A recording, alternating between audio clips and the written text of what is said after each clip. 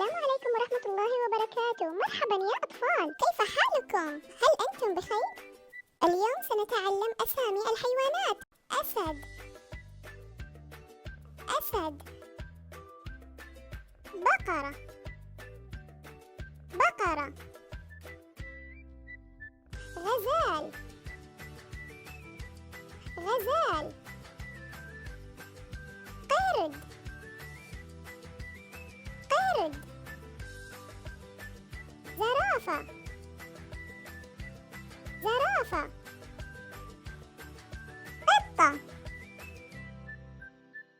قطة. جمل،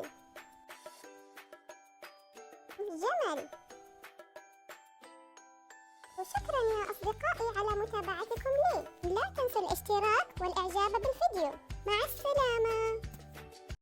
السلام عليكم ورحمة الله وبركاته. مرحبا يا أطفال، كيف حالكم؟ هل أنتم بخير؟ اليوم سنتعلم أسامي الحيوانات. أسد، أسد. بقرة، بقرة.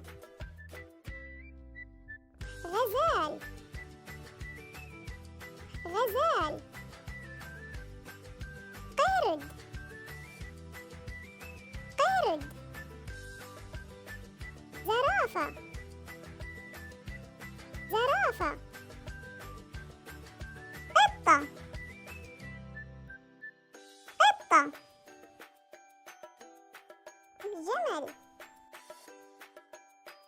جمل. وشكرا يا أصدقائي على متابعتكم لي. لا تنسوا الاشتراك والإعجاب بالفيديو. مع السلامة.